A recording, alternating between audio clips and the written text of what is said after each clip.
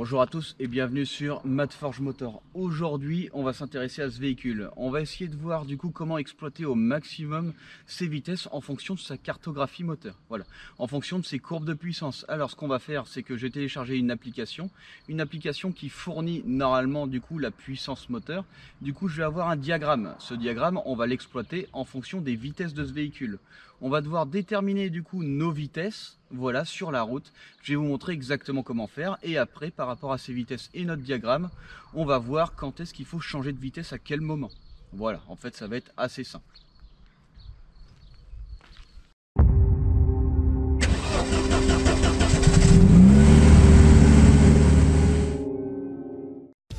Alors, pour faire les tests, on va utiliser notre bonne vieille Manta. Voilà.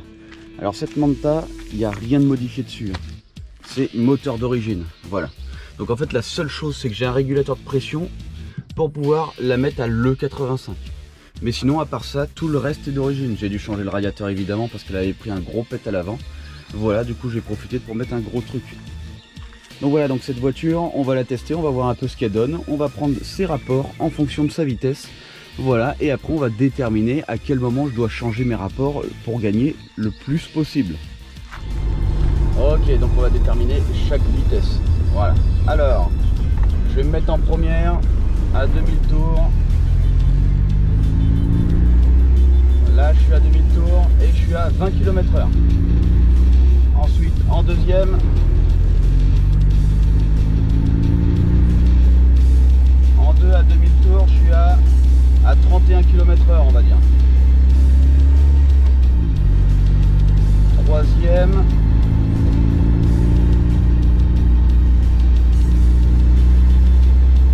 on est à 48 km/h. Quatrième,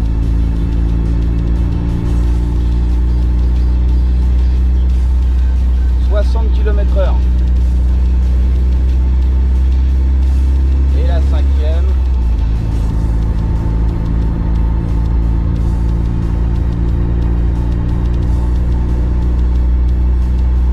on est à 75 km/h.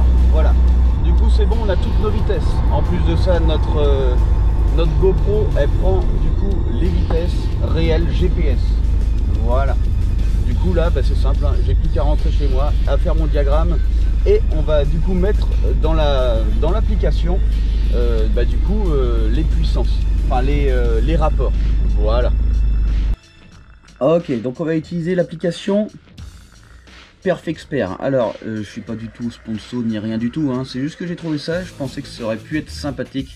C'est censé donner du coup comme un banc de puissance. Voilà, en roulant sur route, on entre les vitesses, on entre le modèle, on entre etc, le poids du véhicule.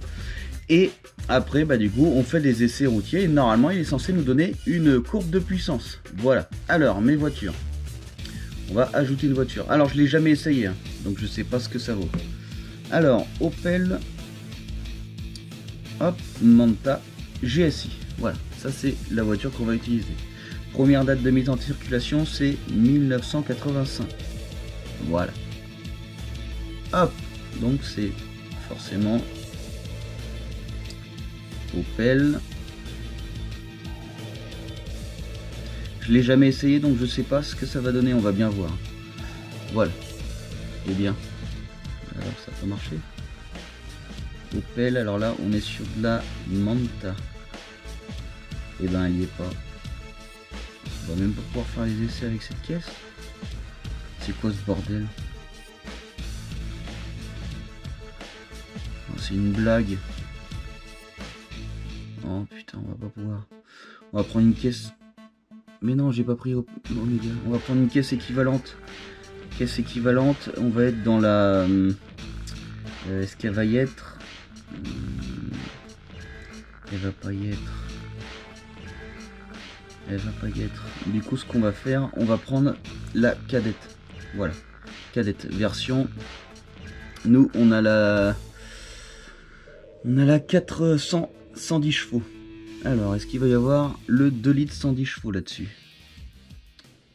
GTE 115 chevaux. C'est à peu près ça. Le problème, c'est qu'en fait, on n'aura pas exactement la même voiture. On n'aura pas exactement la même voiture, mais j'ai pas le choix puisque de toute façon, hop, de toute façon on peut changer toutes les valeurs. Donc là ici on est à 1065 kg. Ok. Ensuite, cylindre et moteur, on est en, c'est 1900, je sais plus combien, 1987 cm3, c'est quelque chose comme ça. On va mettre ça. Tac. Ensuite, carburant, essence, capacité du réservoir, on s'en fout, vas-y, on va tout mettre. C'est un, je crois que c'est un 60 litres. Ok. Alors, surface de traînée de l'air, ça par contre on le sait pas. Dimension des pneus, on est en R15, on est en 185, par contre on est en 45. Ok. Transmission FWD, non, nous on est en RWD, propulsion. Voilà. Rapport de pont, on s'en fout puisque là voilà, on va prendre les vitesses. Rapport de boîte, donc la deuxième. Alors, la deuxième, on avait réussi à trouver, donc là je me fie aux valeurs GPS, pas aux valeurs de mon compteur. Voilà, la deuxième ici, 27 km/h, 17 miles, donc 27 km/h. 27 km/h, ils disent normalement c'est pour 2000 tours. Je vais regarder si je me trompe pas. Alors, rapport de boîte, bah alors, ah non, c'était pas ici. On peut pas configurer différemment. Non. Rapport de boîte, bah si, c'est ça. Par contre, ils donnent pas. Alors, ils ont pas l'air de vouloir donner en fonction de. Ah oui, mais c'est que là, je suis obligé de rouler. Je suis obligé de rouler. Des multiplications. Non. Vitesse, et là à 2000 tours. Voilà. Vitesse à 2000 tours. Donc là, en 2, on est à 27 km/h. En 3, on est à 42 km/h. En 4, on est à 54 km/h. 54 km/h. Voilà. Donc là, ici, ces vitesses-là, elles ont été prises par la GoPro en miles. Donc j'ai converti les miles en km/h. C'est aussi simple que ça. Voilà. Hop. Donc ça y est, c'est enregistré dedans. Voilà. Donc ça, c'est bon. Chaque vitesse, c'est bon. Par contre, oui, ok. Donc à 1000 tours, voilà. Ok. Et puis là, on n'est pas trop mal. Configuration, stock. Ok. Là, c'est bon. Donc là, tout est réglé. Donc là, normalement, hop, comment on fait? Tac. Voilà, là c'est bon. Donc là, on a notre véhicule. Maintenant, ce qu'il va falloir faire, c'est arriver sur notre véhicule. Et après, du coup, on aura des réglages à faire. Voilà, et on n'aura plus qu'à faire des essais routiers. On verra bien ce que ça donne. On est censé avoir censé avoir 110 chevaux. Voilà.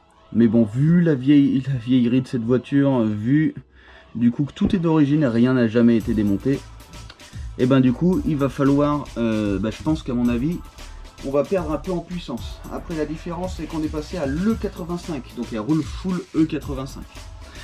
Voilà, donc après on va voir un peu les différences. Alors ici, ça sont les vitesses compteurs à 2000 tours, donc la première 20, la deuxième 31, la troisième, etc., etc.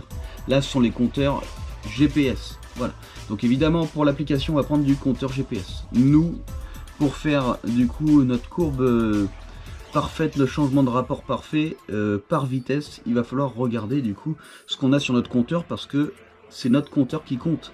Nous on voit notre compteur et on voit pas la vitesse réelle. Voilà, du coup on va faire ça et on va voir un peu ce que ça donne avec les courbes de puissance. Alors j'ai fait 2-3 erreurs. Ici c'est 1978 cm3, 1979 cm3, voilà. Et ici on n'a pas du 185, on a du 195 55. Voilà. Les réservoirs, il me semble que c'est pas non plus un, il me semble que c'est un 45 litres. Mais bon, ça on s'en fout, ça change rien. Voilà, donc maintenant on est paré, on n'a plus qu'à calibrer du coup notre véhicule pour voir un petit peu ce que ça donne. Alors quand on a fait les schémas, j'ai trouvé ça bizarre quand même, les valeurs les valeurs de vitesse en fonction du GPS. Du coup on va quand même les prendre. Je pense qu'on va faire 2 essais. On va faire un essai où on a pris les valeurs du coup de notre compteur, et un essai où on a pris les valeurs de notre GPS. Voilà.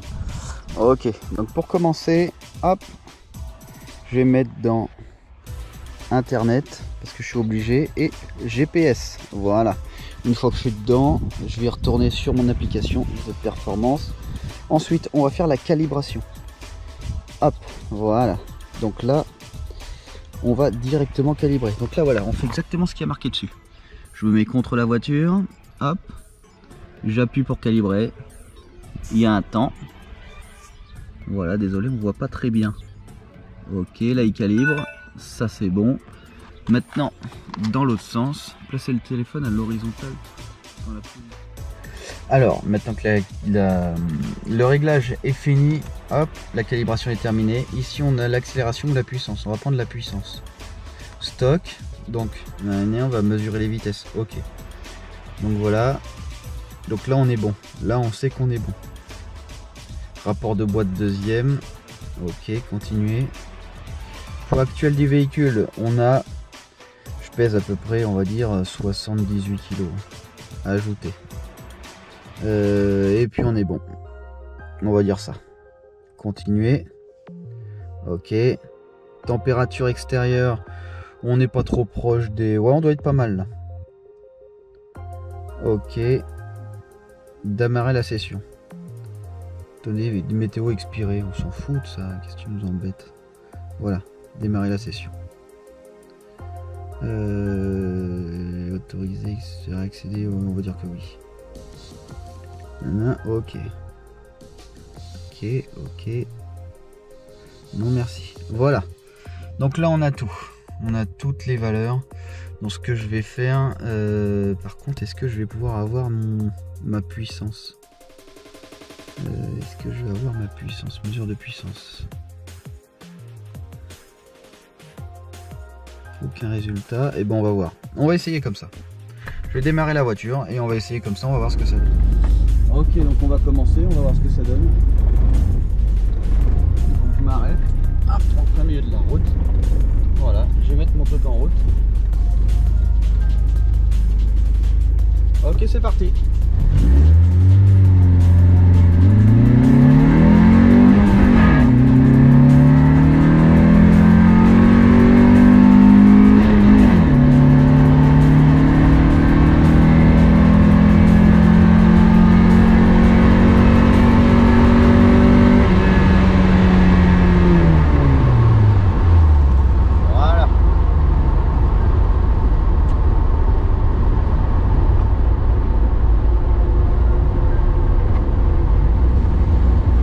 On prend 6000 tours, on prend pas 6500 tours. Bon, à chaque fois je changeais mes rapports à 6000 tours.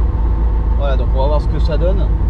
Il va me donner la puissance de mon véhicule normalement, et on va voir si ça correspond à peu près à ce qu'il y a d'origine.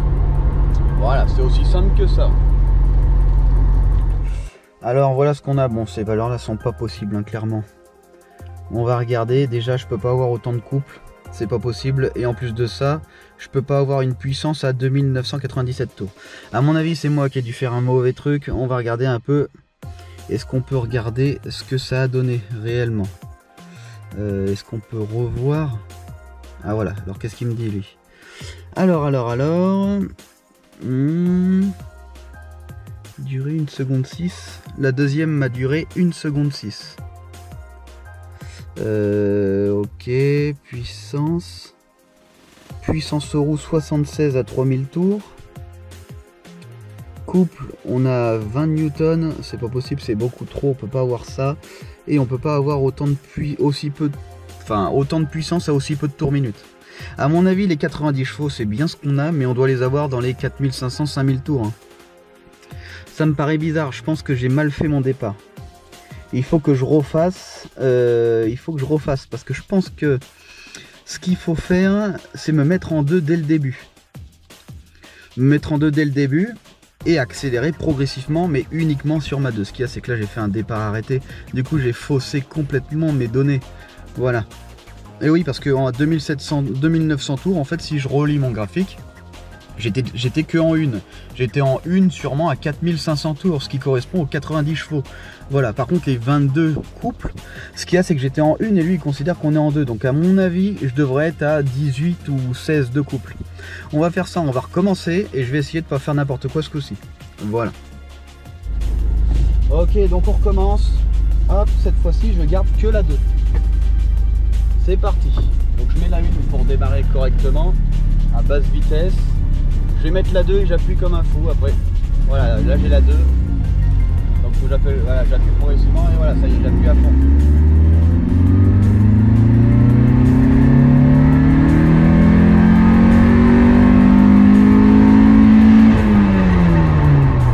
Et voilà. Maintenant il va me donner ma valeur réelle, normalement. Donc on va voir ce que ça donne. Alors voilà ce que ça donne. Hop, donc d'origine on a 110 chevaux, là on en a 96,6 à 5300 tours. Là ça correspond à peu près à ce que ça pourrait être, hein. Le moteur il a 30 ans, même un peu plus, il a 36 ans, ouais 36 ans quand même. Et là au lieu d'avoir 160 newtons, ici on en a 143. Ça peut correspondre du coup à ce que le moteur est. En plus on est passé à l'éthanol, hop, et j'ai des problèmes de gestion cartographique parce que quand je regarde mon ratio air carburant, il y a trop de variations. Voilà, du coup, on n'est pas trop mal. Alors, maintenant, on va voir un petit peu ce que ça donne. Voilà, donc, puissance. Ok. Alors, ici, puissance au roue, on est à 81,6 chevaux au roue. Et ici, on a notre courbe de puissance. Voilà, cette courbe-là, je peux l'exploiter à peu près. Voilà, donc du coup, on voit bien que c'est quand même une courbe assez régulière. Oh, je suis désolé, avec la lumière, on voit pas bien. C'est pas pratique. Je pense que je vais vous montrer ça. Je vais aller à l'intérieur et je vais vous montrer ça. Voilà un peu ce que ça donne. Alors là c'est super bien parce que hop on peut tout savoir. Voilà. Donc là ici on a notre diagramme complet, notre puissance. Ici nos tours minutes. Le problème c'est que comme une fois, à chaque fois je vous le dis avec cette GoPro on voit rien du tout. On peut pas zoomer, on peut pas voir de près. Malheureusement on voit pas très bien. Voilà, donc ici j'ai mon couple et j'ai ma puissance. Alors comme on peut le voir, la courbe de couple est constante, hein. À partir déjà de 2000 tours, on a déjà une courbe complète. Elle commence à chuter, la courbe de puissance, à 5000 tours. Voilà. Notre puissance max, elle est atteinte à 5300 tours. Et en fait, on a une plage d'utilisation, on va dire, entre 4600 tours, hop, et 5800 tours. Là, on a une bonne plage d'utilisation pour notre moteur. Notre couple, il est très très bon. Et il commence à chuter, ouais, à partir de 5000, 5200 tours. Et il commence vraiment bien dès le début. Dès le début, il est constant, constant, constant. Voilà. Du coup, ici, il va falloir, grâce à notre rapport de vitesse qu'on a fait ensemble, le diagramme, il va falloir déterminer quand changer le rapport au bon moment pour exploiter au maximum, du coup, notre moteur. Voilà. Je pense qu'à mon avis, ça pourrait être pas trop mal pour ce véhicule. C'est un très bon véhicule pour faire ses essais. Pas très puissant. Du coup, les plages sont assez simples. Par contre, le gros avantage, c'est que notre couple, il est constant. Un couple constant comme ça, c'est presque un moteur électrique, hein. Mais bon, c'est pas très puissant, hein. 14 newton, 140 Nm, c'est pas non plus fou de fou. L'avantage, c'est que là, on va pouvoir exploiter notre vitesse plus facilement. Voilà, du coup on va arrêter là parce qu'en fait les diagrammes ici de puissance et les diagrammes hop de vitesse c'est extrêmement long. Du coup là j'aurais dû faire une vidéo d'1 heure, j'ai pas envie de vous imposer une vidéo d'1 heure. Du coup on fera une partie 2. Voilà, alors on va parler déjà de l'application. L'application Perf Expert. Voilà, alors je suis pas du tout sponsorisé ni rien du tout, on va parler objectivement de cette application. Honnêtement, je pense que c'est vraiment pas trop mal pour 10 €. Je crois que je l'ai payé 9,99 €. Je l'ai pris il y a 1 ou 2 ans. Je voulais absolument faire une vidéo dessus déjà il y a pas mal de temps. Et je me suis lancé là aujourd'hui. Enfin, je vous la présente aujourd'hui. Voilà. Alors, cette application, je pense qu'elle est très proche de la réalité. Notre moteur, il a 36 ans. Notre moteur n'a jamais été refait. Jamais eu de joint de culasse, ni trop nettoyé. Je pense que les entretiens étaient à jour quand même. C'est un moteur qui n'a pas trop de kilomètres, on doit être dans les 160 000, 180 000. Par contre, comme je vous dis, il a 36 ans.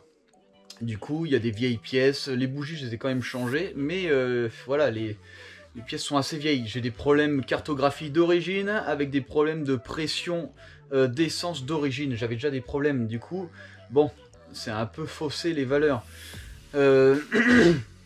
Et on est passé à l'éthanol. Voilà. Comme je vous dis, sur mon tableau de bord, j'ai un indicateur air carburant et il varie en fonction de l'accélération. La cartographie n'est pas au top de sa forme, après 36 ans. Voilà. Alors, du coup, pour cette application, on a mis au plus précis. Bon, il n'y avait pas la Manta GSI dedans, on a mis la cadette. Mais ce qui compte, c'est qu'on ait les bonnes valeurs dedans. Ce qui compte, ça va être le poids de la voiture. Ce qui compte, ça va être le CX. Alors, j'ai pas mis de CX quand je vous l'ai montré, mais au final, j'ai dû en mettre un, c'est obligatoire. Le CX, en fait, si vous voulez, c'est le coefficient de traînée. Voilà, pour un exemple, hein, la Calibra, elle est 0,26, et après, quand on commence à taper dans des paquebots, dans des grosses caisses, on peut monter à 0,40. Voilà, donc en fait, ce sont les traînées. Les traînées font freiner le véhicule. Donc ici, sur la Manta, j'ai mis un 0,30. Voilà, sachant que la Calibra, c'est un 0,26. Je pense que 0,30 c'est pas trop mal. Après on a mis tous les poids, etc. etc. Je pense que cette application est quand même très précise. Voilà, je pense que si je passe au banc avec la Manta, je pense que plutôt que d'avoir 96,6 chevaux, je pense qu'on devrait plutôt avoir dans les 102 chevaux, pas plus, à mon avis. Et plutôt que d'avoir 143 Nm, je pense qu'on devrait avoir dans les 150-153. Je pense que ce serait à peu près ça si je passe sur bande puissance. Donc je pense que quand même cette application est ultra précise. Ça vous permet de ne pas payer du coup des centaines d'euros et au final de pouvoir le faire chez vous.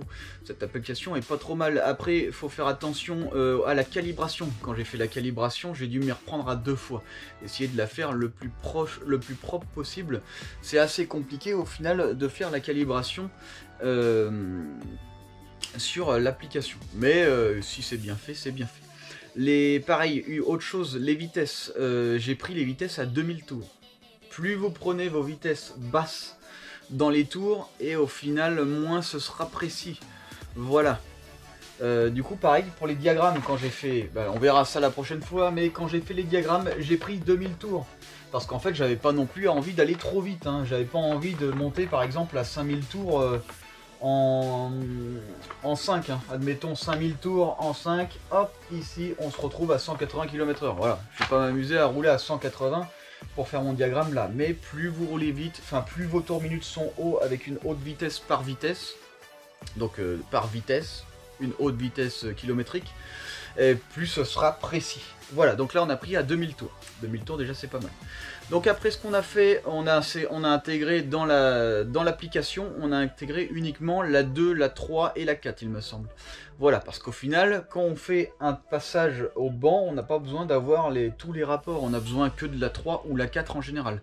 Là ce qu'on a fait, on a utilisé la 2 pour faire le passage. Pourquoi ça? Eh bien parce que je voulais pas non plus monter à des vitesses, voilà quoi. Là on n'est pas monté à, je crois qu'on a dû monter à 80... De toute façon, c'est marqué ici. C'est pas dur, hein. J'étais à 6660 tours minutes. Donc ici, j'étais en 2. Hop, je redescends. Et on devait être à 89 km/h à peu près. Voilà, dans ces eaux-là. Donc évidemment, on n'a pas trop dépassé les limitations, entre parenthèses. Voilà, donc au final, cette application, je pense qu'elle est conseillable. Ouais, je pense qu'elle est bien. Je pense que je referai d'autres essais avec d'autres véhicules, par exemple avec le prototype. Ça pourrait être pas mal avec le prototype, du coup, d'utiliser cette application. Voilà, on rentrera Calibra, on rentrera du coup le poids. Le poids va être complètement ahurissant par contre. On rentrera du coup les vitesses. Voilà, avec le compteur de vitesse qu'on a. Et on verra un petit peu ce que ça donne. Évidemment, le CX, on va pas le mettre à 0,26, on a créé des perturbations sur cette voiture. On va le mettre à 0,30 aussi, je pense. Voilà, du coup, on n'est pas trop mal. La prochaine fois, comme je vous dis, diagramme, je vous explique comment sélectionner vos vitesses ici par rapport à vos courbes de puissance, comment les choisir correctement pour avoir les meilleures accélérations. Évidemment, selon les parcours, selon les circuits, ça va être différent. Tout va être différent selon ce que vous voulez. Si c'est de la montée, ça va pas être pareil. Si vous avez beaucoup besoin de reprise après virage et que vous avez besoin de beaucoup de décélération, réaccélération, ça va pas être pareil. Voilà. En tout cas, j'espère que cette vidéo vous aura plu. Surtout, n'hésitez pas à mettre un pouce bleu et à partager. Voilà, parce que ça, c'est des vidéos qui sont pas très courantes, hein, de voir ce genre de truc. Là, l'application bande puissance, C'est vraiment pas mal, j'avais jamais vu quelqu'un présenter ce genre de choses, c'est pour ça que je le fais. Et de faire du coup ces diagrammes en fonction de ces rapports de vitesse, pareil, hein, ça c'est un truc qu'on voit pas vraiment, que personne ne fait. Donc j'ai envie de vous présenter ça. Donc je le fais en 2 parties, la deuxième partie sera la prochaine fois. Si tout ça vous intéresse et que vous voulez savoir la suite, évidemment, rendez-vous sur Matt Forge Motor.